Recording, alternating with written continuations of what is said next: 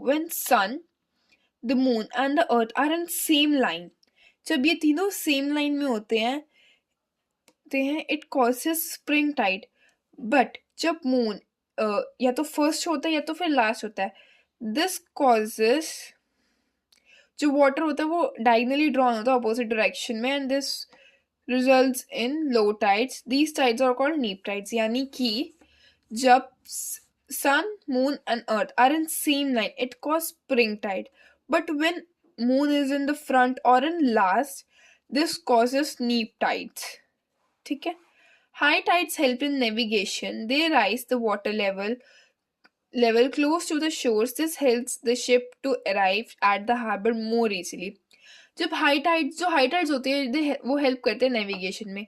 जब water level rise होता है शोर्स पे, वो शिप्स को हेल्प करता है हार्बर पे ज़्यादा इजीली पहुंचने के लिए। ठीक है?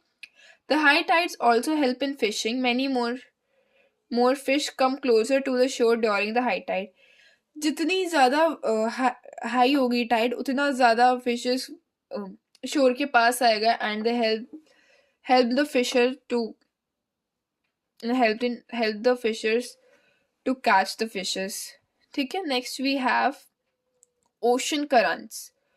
So ocean currents are streams of water flowing constantly on the ocean surface in definite directions.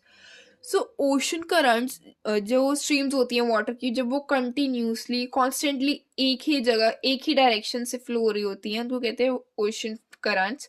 The ocean currents may be warm or cold. Generally, warm ocean currents originate near the equator and move towards pole. जो warm वाट ocean currents होते हैं ना, वो originate करते हैं equator से, but वो poles की तरफ जाते हैं। जो कोल्ड वाटर करंट्स होते हैं वो पोल या फिर higher latitudes, the cold currents carry water from polar और हाई लैटिट्यूड टू ट्रॉपिकल और लोअर लैटिट्यूड्स।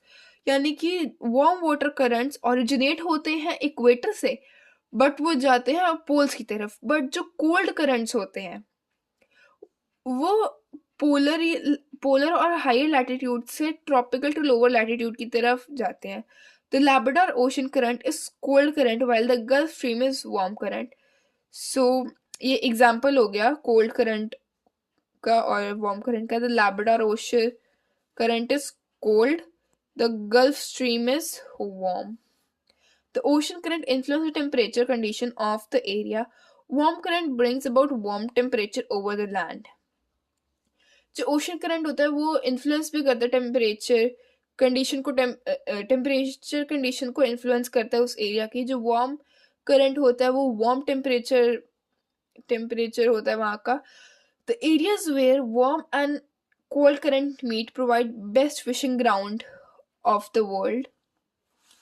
मतलब ऐसी जगह जहाँ पे वार्म और हॉट करंट्स दोनों मिलते हैं, वो बेस्ट फिशिंग एरिया होता है वर्ल्ड का। Seas around Japan and the eastern coast of North America are such example. यानी कि बेस्ट फिशिंग पार्ट्स आपको कहाँ मिलेंगे?